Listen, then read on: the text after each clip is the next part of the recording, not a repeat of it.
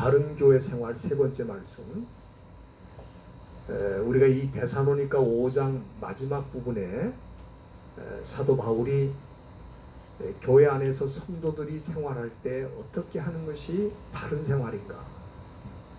이 교회도 바른 생활이 있어요. 우리가 교회라고 해서 무조건 나오면 다 되는 건 아니고, 교회 안에서 생활할 때 어떻게 하는 것이 하나님을 기쁘시게 하고, 또 어떻게 하는 것이 정상적인 신앙생활인가, 교회 생활인가, 이 부분에 대해서 바울이 데살로니가 교회를 향해 권면하고 있습니다. 우리는 그저 열심을 많이 내고 봉사를 많이 하고 헌금도 많이 드리면 저 교인으로서 할 일을 다 했다, 그게 아닌 거죠. 우리가 이 교회 생활은 우선 이 지도자가 해야 될 일을 잘 해야 됩니다. 다스리고 권하는 일을 잘하고, 또 교인들은 그런 사역자들을 존경하고 귀하게 여기고, 또 교인들끼리는 서로 화목하고 또 교회 질서를 지키고 서로 위로하는 사람들이 되고 인내하는 사람들이 돼야 된다. 그리고 지난주에는 이 바른 교회 생활에 대한 세 가지를 더 말씀드렸습니다. 첫째는 악으로 악을 갚지 말라. 우리가 이 교회 안에서 좋은 일만 일어나는 게 아니고 때로는 악한 일도, 심지어 교인들끼리 서로 사기를 당하는 일도 있고, 참 좋은 뜻으로 누군가를 도와줬다가 오히려 그 일로 인해서 어려움 당하는 그런 일도 있을 수 있어요. 사도 바울은 이런 일이 일어나도 악으로 악을 갚지 말라. 너 나한테 그렇게 했으니까 내가 너한테도 반드시 갚는다, 그거 아니라 이거예요. 우리가 이렇게 하려면은 항상 선을 쫓아야 된다. 항상 선을 쫓아야 되는데, 우리가 이 선을 쫓는다는 것에 대해서 조금 생각을 해야 됩니다. 왜냐하면은 이 세상 사람들은 지금 이 선이라고 하는 개념이 조금 잘못되어 있어요.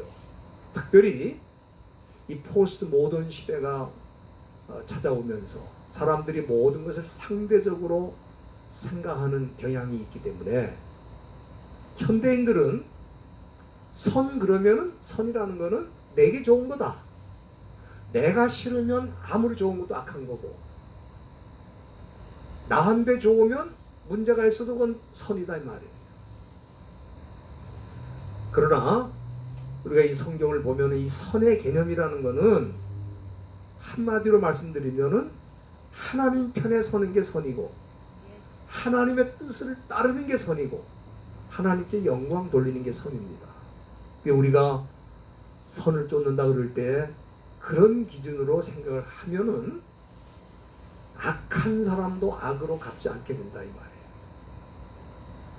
두 번째는 우리가 이 교회 생활에 있어서 필요한 것이 항상 기뻐하라. 이제 우리가 항상 기뻐하라는 것을 교회 생활과 연결시키지 않고 그냥 그 말씀만 따가지고 이 본문하고 문맥하고 상관없이 많이 인용을 했어요. 근데 이거는 교회 생활에 있어서 필요한 자세입니다. 사실은 이제 믿은 지 얼마 안 되고 또 가혹하게 핍박을 받고 있던 데살로니가 교인들에게 항상 기뻐하라고 권면하는 것은 참 어려운 일이었을 것입니다. 그러나 그가 그렇게 할 수 있었던 것은 그 역시 예수를 믿고 하나님의 뜻을 따르다가 많은 어려움과 고통 속에 있었지만 그런 가운데에서도 항상 기뻐하는 그런 훈련을 받고 또 그렇게 살았기 때문에, 또 그것이 필요하기 때문에 권면한 거죠. 우리가 항상 기뻐할 수 있는 이유는 다른 거 없습니다. 빌립보서 2장 13절에 나와 있는 대로 너희 안에 행하시는 이는 하나님이시다.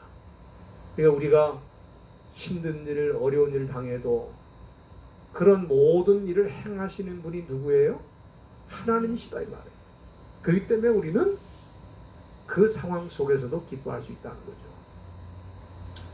그리고 마지막으로 쉬지 말고 기도하라. 우리가 하나님을 믿는 백성으로서 우리에게는 굉장히 중요한 프린시플이 있습니다. 우리의 이 세상의 법도 또 우리가 시민으로서 살아가는 프린시플이라고 볼 수 있는데, 우리 믿는 성도들에게는 이 세상 사람들이 도저히 따라갈 수 없는, 그걸 실천할 수가 없는, 우리에게는 하나님이 우리에게만 주신 프린시플이 있어요. 그게 뭐냐면은 여러분들이 한번 성경을 찾아주시길 바랍니다. 성경을 한번 다 찾아주시길 바랍니다. 그거는 우리 성경 한번 보겠습니다. 고린도 내가 갑자기 생각이 안 나는데, 믿음으로 행하고 보는 것으로 하지 않는다. 제가 이 말씀인데 이게 우리가 프린시플이에요. 뭘로 행하지 않는다? 보는 것으로 행하지 않고 믿음으로 행한다. 믿음으로 행한다. 그래서 여러분들이 로마서 한번 보시기 바랍니다. 1장 한번 보시기 바랍니다. 로마서 1장 17절에 보면은 사도 바울이 하박국서를 인용해가지고 이렇게 말했죠.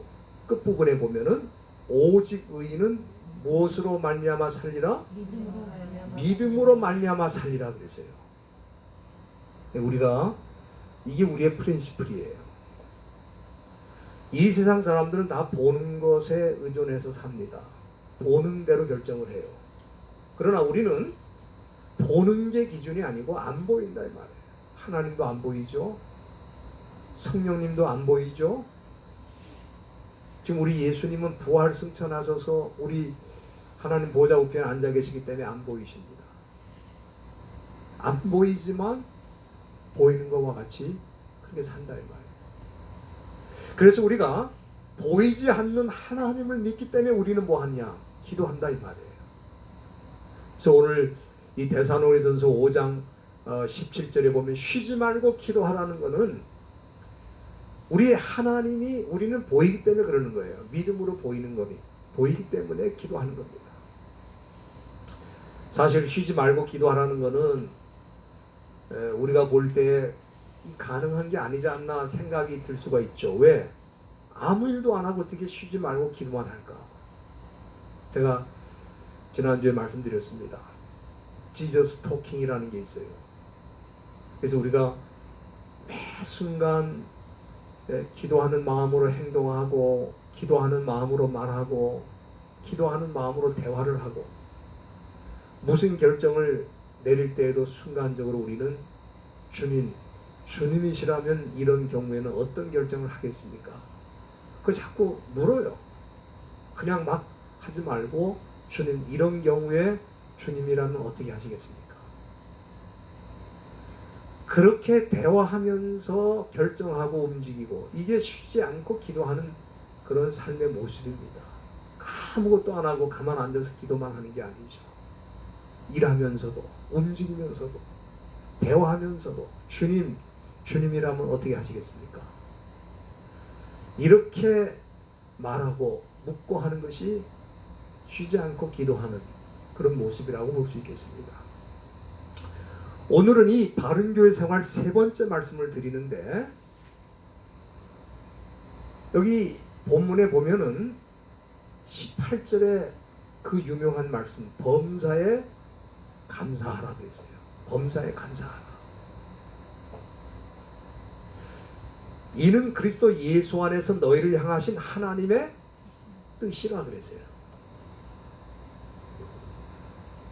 근데 우리가 여기서 생각해야 되는 것은 범사에 감사하는 것만 하나님의 뜻이 아니고, 정확하게 말씀드리면 제가 몇 차례에 걸쳐서 말씀드린 바른 교회 생활에 대한 이 모든 말씀이 다 하나님의 뜻이다, 그런 뜻입니다. 지도자가 다스리고 권하는 일에 헌신하는 것도 하나님의 뜻이고, 또 그런 지도자를 가장 귀하게 여기는 것도 하나님의 뜻이고, 교인들끼리 서로 화목하고 교회 질서를 지키고 위로자가 되고 그리고 인내의 사람이 되는 것도 하나님의 뜻이고, 악으로 악을 갚지 않고 항상 선을 쫓고 기뻐하고 쉬지 않고 기도하는 것도 다 하나님의 뜻이다, 그 말이에요. 그러니까 이 하나님의 뜻이라고 하는 이 표현은 그 앞에 나오는 내용을 다 받는 거예요. 요 말씀 18절 말씀만 받는 게 아닙니다. 그런데 특히 이 범사에 감사하는 것은 두말할 필요 없이 그건 하나님의 뜻입니다. 그러니까 우리가 범사에 감사할 수 없다면은 우리는 하나님의 뜻을 따르는 게 아니죠. 범사에 감사하는 것이 하나님의 뜻을 따르는 거예요. 우리 믿는 성도들이 이제 구원을 받고 하나님의 백성이 된 다음에는 제일 중요한 일이 하나님의 뜻을 이해하고 하나님의 뜻을 따르는 것이 제일 중요한 거예요. 우리가 이 자녀로서도 마찬가지입니다. 부모에게 가장 잘하는 거는 뭐 사다 드리고 뭐 대접하고 그게 아니고, 부모의 뜻을 자녀들이 따르는 거를 사실은 부모들이 제일 기뻐하는 거예요. 다른 거 없습니다. 우리가 이 하나님과의 우리 관계에 있어서도 우리가 마찬가지입니다. 하나님의 뜻을 따르는 게 가장 하나님을 기쁘시게 하는 거예요. 그런데 이 하나님의 뜻은 범사에 감사하는 거라, 그렇게 지금 말씀하고 있습니다.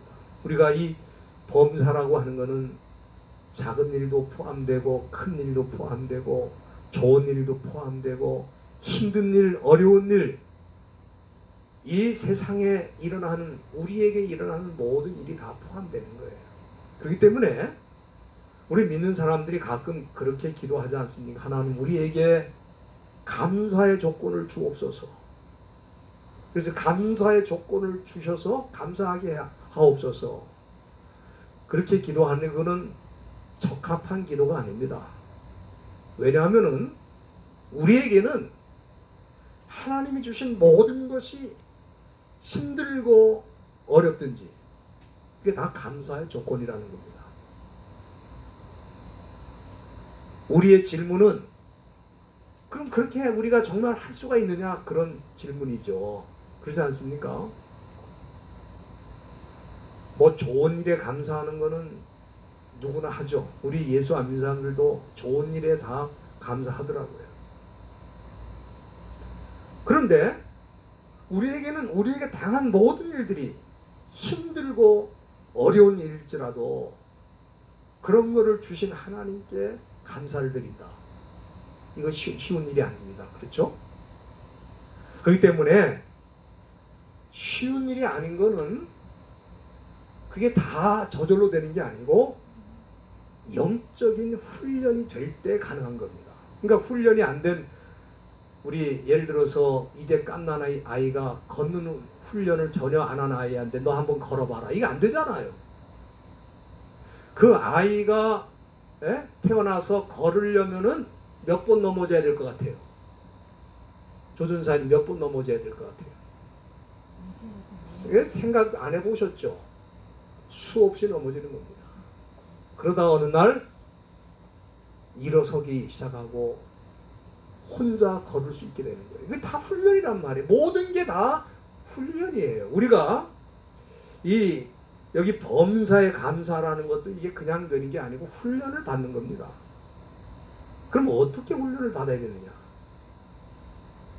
그거는 우리가 이 잠언 3장 6절 한번 다 열어주시길 바랍니다. 잠언 3장 6절에 보면은 우리가 어떤 훈련을 받아야 되는지를 거기 말씀해 주셨어요. 다 같이 한번 펴셔서 잠언 3장 6절 말씀 한번 읽어보겠습니다. 시작. 너는 범사에 그를 인정하라. 그리하면 내 길을 지도하시리라. 우리가 이 범사에 감사하는 거를 하려면은 범사에 인정하는 거를 습관으로 길러야 돼요. 범사에 하나님을 인정하는 거예요. 범사에 그를 인정하라. 그러니까 무슨 얘기냐 하면은 우리에게 일어난 작은 일부터 큰 일까지 어떤 일들이 일어났을 때 이 배후에는 하나님이 계신다. 하나님의 계획이 있다. 그거를 자꾸 인정하는 습관을 갖는 거예요. 우리가 범사에 감사하는 건 그 다음이고, 하나님이 이 일을 하셨다. 네? 우리가 급한 일, 힘든 일을 당해도 우리는 119에 전화하는 것부터 생각하잖아요. 그죠? 아닙니다. 우리는 이 일이 하나님이 뭔가 하시는 일이 있구나. 그거 인정하는 것부터 해요. 그리고 전화도 하는 거예요. 그런데 무슨 일, 급한 일 다 하면 119에 전화하고 막 그냥 성질을 내고, 예? 소리를 지르고, 그거는 세상 사람들은 그렇게 하는데, 우리 믿는 사람들은 그런 일이 일어났을 때에 이 일 배후에는 하나님이 계신다. 이거를 인정하는 훈련이 필요하다는 거예요. 그걸 습관화하면은 우리는 그래서 하나님이 주셨구나 감사하게 된다 이 말이에요. 많은 사람들이 감사가 땡큐 그런 게 습관적으로 하니까 그게 쉬운 것 같은데, 우리가 어려운 일, 힘든 일, 그 감사하는 일은 그거는 그 일 배후에 하나님이 계시다고 하는 그 생각을 깊이 하고 있기 때문에 가능하다 그 말이에요. 우리가 이 교회 생활도 마찬가지입니다. 교회 안에서 우리가 좋은 일도 있지만 생각지도 못한 어려운 일들이 있어요. 저는 지금까지 우리 교회 되어진 일 모든 그 배후에 하나님이 계신다고 저는 믿습니다. 네. 전 그거 인정해요. 하나님이 하시는 일이에요. 하나님이 뭔가 하시는구나. 우리가 이런 생각을 하다 보면은 우리는 범사에 감사하는 사람이 되는데, 만약에 그렇게 못하면 어떻게 되는가? 그건 자기가 병드는 거예요. 자기 신앙이 병들고, 자기 정신이 병들고, 자기 육체가 병들고, 그래서 죽음에 이르는 고통을 겪게 되고 결과적으로 죽는 길로 가는 겁니다. 오늘 우리가 어떤 어려운 일도 그 배후에는 하나님이 계신다라고 하는 사실을 인정하면, 여기 잠언 3장 6절에 보면은 그렇게 우리가 하나님을 인정할 때에 내 길을 하나님이 지도하시리라 그랬어요. 여기 지도해 주신다는 말이 히브리 말로 아샤르라고 그러는데, 이 아샤르라고 하는 거는 be straight이니까 곱게 한다, 또는 fit, 적절하게 맞춘다 그런 뜻이 fit이라는 말이, 그죠? 그러니까 이 우리를 지도하신다고 하는 이 말은 뭐냐면은, 우리가 이렇게 하나님을 인정하면서 가면은 어떤 상황에서도 잘 적응할 수 있도록 그렇게 우리를 이끌어 주신다 그 말이에요. 여러분들이 빌립보서 4장 11절에 보면은 사도 바울의 고백이 있지 않습니까? 그건 뭐냐면은, 어떤 형편에서든지 내가 자족하기를 배웠다. self-satisfaction, 자기 스스로 만족할 수 있는 것을 배웠다 그랬어요. 그 왜 그렇게 되느냐?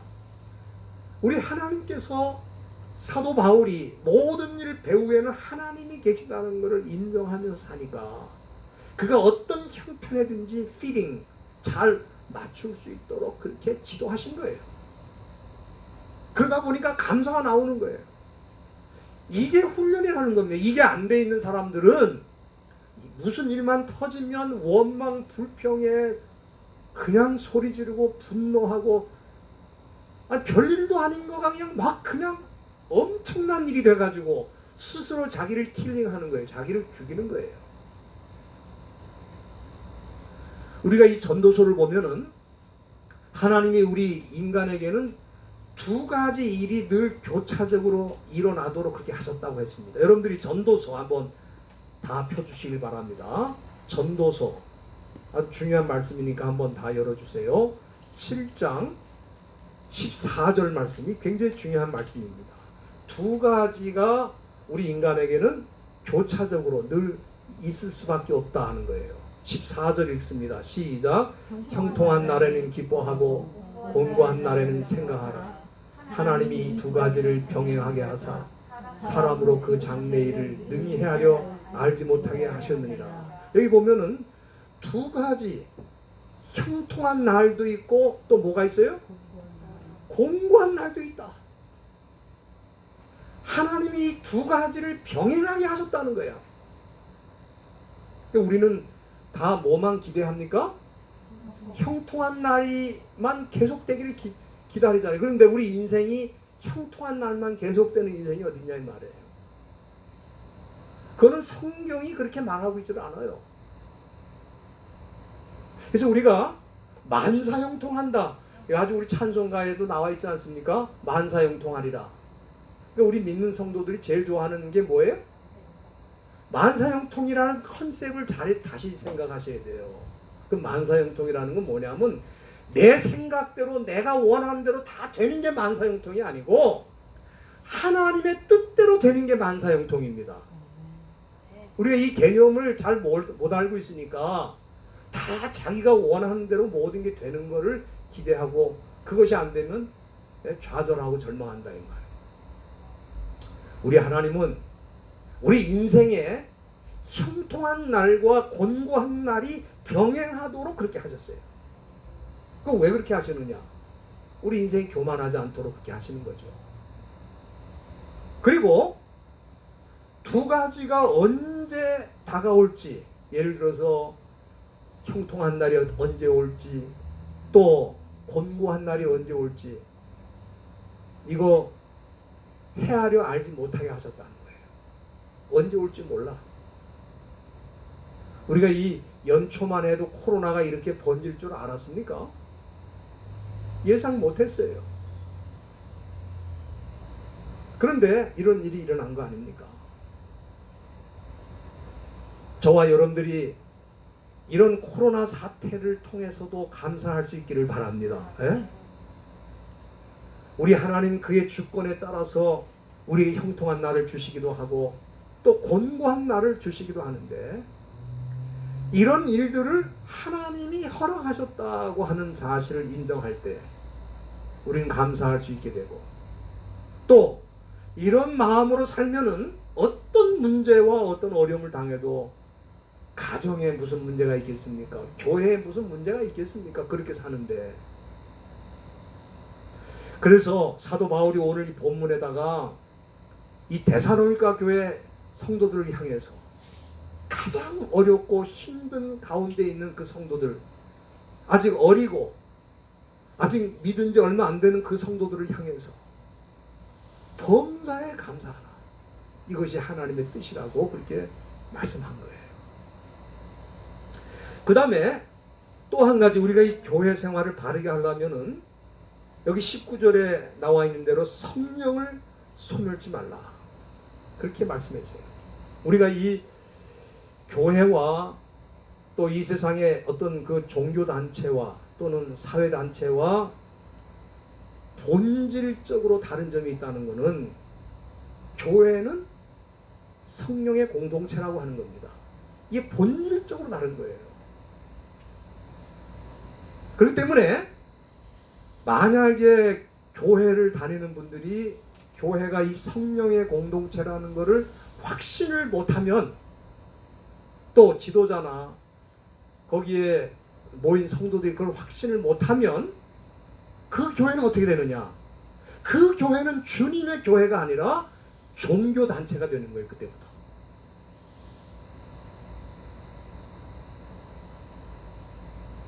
이 성령의 공동체라는 확신이 사라지면 그거는 교회가 아닙니다. 그런데 여기 사도 바울이 데살로니가 교인들에게 성령을 소멸치 말라 그랬어요. 그러면 이게 무슨 뜻인가? 우리가 이 소멸이라고 하는 거는 그 헬라 말로 소베눔이라고 그래. 소베눔이라는 건 뭐냐면은 extinguish, 끄는 거예요. 불을 끄는 걸 뜻하는 거예요. 이 소멸한다는 건 불을 끄는 겁니다. 그런데 히브리서 9장 14절에 보면은 이 성령님에 대한 속성에 대해서 말하기를 성령님은 영원하다 그랬어요. Holy Spirit is eternal. 영원하다 그랬어요. 근데 이 영원하신 성령님을 우리가 어떻게 소멸시킬 수 있겠어요? 그러니까 이게 말이 안 되는 거죠. 여기 성령을 소멸치 말라고 그랬는데 성령은 소멸할 수 있는 분이 아니에요. 우리가. 왜? 성령님은 영원하시기 때문에. 그러니까 이 성령을 소멸하라고 하는 것은 우리가 성령님을 없이 한다는 뜻이 아니고 성령이 교회에서 하시는 일에 대해서 무시하거나 무관심하거나 방해하는 것을 뜻하는 것입니다. 여기 성령을 소멸하는 뜻이 그런 뜻이에요. 오늘 제가 이 개념을 잘 설명드릴 테니까 여러분이 잘 이해하시고 성령을 소멸하는 일이 없도록 그렇게 하시길 바랍니다. 예를 들어서 여러분들이 사도행전 한번 다 열어주시길 바랍니다. 사도행전 8장 26절에 보면은 거기 이제 빌립이라는 사람이 나오는데 이 빌립이 어디 가서 전도를 했냐 하면은 사마리아에 가서 전도를 했어요. 그래서 이 전도를 하다 보니까 엄청난 일들이 막 일어나는데 말이죠. 예? 중풍병자가 일어나고 안진뱅이가 일어나고 귀신이 쫓겨나가고 그 성에 사마리아 성이 아주 비참하고 어두운 성입니다. 유대인들이 멸시하는 성이죠. 근데 그 성에 기쁨이 충만했다고 그랬어요. 놀라운 일이 이 빌립의 선교를 통해서 일어나고 있는데 성령께서 어느 날 이 빌립을 향해서 뭐라고 그러냐면 26절 한번 같이 읽겠습니다. 26절 시작. 주의 사자가 빌립더러 일러 가로되 일어나서 나무를 향하여 예루살렘에서 가사로 내려가는 길까지 가라 하니 그 길은 광야라. 지금 이 무슨 얘기입니까? 지금 빌립이 사마리아에서 선교 활동을 잘해가지고 엄청난 역사가 일어나는데 어느 날 갑자기 빌립한테 너 그거 그만두고 어디로 가라는 거예요? 광야로 가라는 거예요. 광야로. 지금 사람들은 이 빌립보 사마리아 성에 엄청 많고 기적이 일어나고 놀라운 부흥이 일어나고 있는데 그거 그만하고 너 어디로 가? 광야로 가라는 게 광야는 사람도 없는 데 아닙니까? 이때 만일 빌립이라는 사람이 이거는 결코 내가 순종할 수가 없다. 왜? 아니 일을 해도 여기 지금 사람이 많은 데서 하고 일을 해도 여기 역사와 능력이 나타나는 데서 하고 지금 여기 잘 되고 있는데 왜 이걸 중단하고 광야로 가라 그러느냐? 만약에 빌립이 그렇게 생각을 하고 자기 생각이나 판단을 앞세워가지고 광야로 가지 않는다면 그게 바로 성령의 역사를 회방하는 일이고 그게 성령을 소멸하는 일이에요. 그 왜 빌립에게 가라고 그러겠습니까? 그거는 빌립이 알지 못하는 하나님의 계획과 뜻이 있기 때문에 하라고 그러는 거예요. 그러니까 우리 생각이나 우리 뜻에 안 맞기 때문에 우리는 따라갈 수 없다고 말하는 게 성령을 회방하는 거고 성령을 소멸하는 거예요. 그러나 빌립이라는 사람은 워낙 성령에 충만한 사람이기 때문에 어떤 이유나 어떤 조건을 달지 않고 광야로 가라고 그럴 때 그는 순종해서 일어나 갔다고 그랬어요. 그래서 거기서 에디오피아 아주 고위직 장관을 하는 사람을 만나가지고 그 사람에게 복음을 전하고 그가 에디오피아에 기독교를 일으키는 굉장히 중요한 주 1세기에 에디오피아의 기독교가 시작될 수 있도록 하는 엄청난 일이 일어난 거예요. 우리가 또 한 가지 보겠습니다. 사도행전 13장 거기 보면은 거기는 이제 안디옥 교회라고 하는 교회가 나오는데 2절 말씀에 보면은 한번 같이 읽겠습니다. 시작. 주를 섬겨 금식할 때에 성령이 가라사대 내가 불러시키는 일을 위하여 바나바와 사울을 따로 세우라 하시니. 여기 이 말씀이 뭐냐면은 지금 이 안디옥 교회는 바나바와 이 사울이라는, 그 후에 헬라식으로 이름이 바울이라고 우리가 부르게 되는데, 사울은 유대인식 이름이에요. 어떤 사람들은 예수 믿기 전에는 사울, 예수 믿은 다음에는 바울. 그거 아니죠.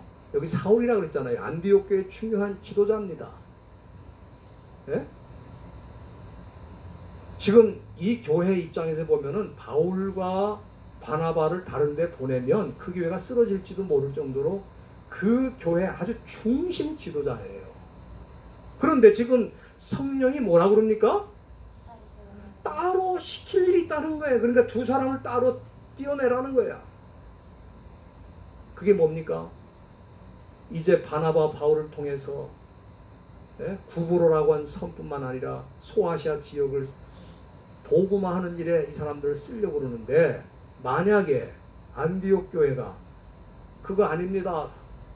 아니 우리 교회에 이렇게 중요한 역할을 하는 두 분을 따로 띄어가지고 다른 데로 보내면은 우리 교회는 어떻게 되는 겁니까? 라고 생각하고 만약에 그거를 거절했다. 그게 성령 회방이고 성령 소멸이라 이 말이에요. 우리가 지금 이 시대에 보면은 그런 일을 교회 안에서 그냥 비제로 하고 있는 거예요. 우리가 우리 생각, 우리 판단으로 성령이 하시는 일을 다 막는 겁니다. 저는 우리 교회에 모든 일이 성령이 하신 일인 거 저 확신합니다. 예, 그 무슨 계획이 있어요. 우리가 그거를 인정하지 않고 우리 판단, 우리 생각에 의존해서 산다. 그거는 세상 사람들은 다 그걸로 사는 거예요. 그거 외에 다른 거 있습니까? 세상 사람들이 자기 판단, 자기 생각 외에 자기를 결정할 수 있는 일이 뭐가 있어요? 사람들이. 우리는 하나님의 백성이기 때문에 성령의 공동체고 성령이 그러기 때문에 이끌어 가시고 인도하시는데 우리 그거 싫습니다. 우리는 우리 생각대로 하겠습니다. 그게 성령 회방이고 성령을 소멸하는 거라 이 말이에요. 그러나 안디옥 교회는 이 성령님의 지시를 순종했고 그들을 따로 떼내서 선교 현장에 보냄으로 소아시아가 복음화되는 놀라운 일들이 일어나고 마침내 유럽을 거쳐서 세계가 복음화되는 길이 열린 거예요. 그 계획을 안디옥 교회가 막을 수 있는 겁니다. 순종하지 않았다면. 마지막으로 우리가 한 가지 더 보겠습니다. 사도행전 16장을 보시면은 거기에는 이제 우리 바울의 얘기가 나오는데, 바울이 소아시아 지역에서 1차 선교 여행을 마치고 이제 2차 선교 여행을 갈 때에 바울이 무슨 생각했냐면, 이왕이면 먼저 갔던 데를 다시 가가지고 거기 있는 사람들을 붙들어주고 격려하는 게 좋겠다. 그렇게 생각한 거예요. 그래서 자기가 원래 선교하던 지역으로 2차 선교 여행을 다시 가려고 그러는데 16장 17절 한번 16장 7절 한번 읽겠습니다. 시작. 무시아 앞에 이르러 비두니아로 가고자 했으되 예수의 영이 허락지 아니하시느니라.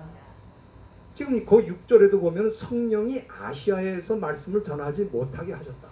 지금 2차 선교 여행을 다시 소아시아로 가려고 그러는데 성령은 뭐예요?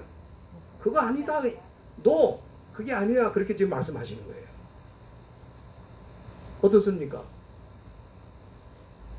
바울이 무슨 소리를 하십니까? 지금 제가 소아시아에 가서 복음을 전했는데 다시 방문을 해가지고 거기 있는 사람들을 격려하고 붙들어주는 게 뭐가 문제가 있습니까? 그렇게 하고 그걸 거절하고 바울이 자기 판단과 생각대로 다시 소아시아로 갔다면은 마게도냐, 오늘날의 유럽은 미개한 상태로 남을 수 있는 겁니다. 오늘날의 유럽이 있게 된 것은 성령을 소멸치 말라고 하는 이 사도 바울이 순종을 했기 때문에, 성령의 계획을 따라갔기 때문에 가능했던 거예요. 저와 여러분들도 마찬가지입니다. 이 시대에 우리가 신앙생활하면서 성령의 뜻에 순종하기를 바랍니다. 예? 저도 이 LA 땅에 오기 전에 제가 학교에서 일하면서 보람도 있고 많은 사람들이 참 얼마나 그 강의를 좋아하는지 몰라요. 근데 성령이 어느 날 저에게 이 LA 땅으로 가라고 말씀하시는데, 그거 아니죠 성령님, 지금 여기 일이 다 잘 되고 모든 것이 다 문제없이 가는데 왜 방향을 바꾸십니까? 그렇게 불순종했다면 저는 오늘날 하나님이 하시는 계획의 어떤 부분을 제가 방해할 수 있는 겁니다. 저는 그렇기 때문에 이 시대의 교회들이 위기를 만나는 것은 뭐 재정이 부족하고 사람이 부족하고 그게 아닙니다. 성령의 지도하심이 있지만 성령의 지도를 따르지 않고 사람의 생각과 사람의 판단으로 따라가기 때문에 오늘날 교회가 위기를 당하고 신앙인들이 위기를 만나는 것입니다. 저는 앞으로 우리 교회는 어떤 경우라도 사람의 생각이나 뜻을 앞세우지 말고 성령이 하시는 일에 순종함으로 하나님의 뜻을 이루는 교회가 될 수 있기를 저는 간절히 바랍니다. 그래야 하나님이 기뻐하시죠. 오늘 그 말씀을 본문에서 사도 바울이 하는 거예요. 우리가 읽기는 간단한 말씀 아닙니까? 범사에 감사하라. 성령을 소멸치 말라. 이거 그러니까 간단한 말씀이에요. 그러나 이 간단한 말씀이 간단한 게 아니에요.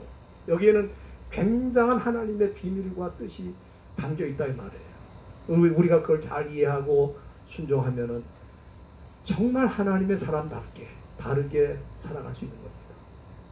저는 우리 교회가 그렇게 될 줄로 믿습니다. 기도하겠습니다. 하나님 아버지 감사합니다.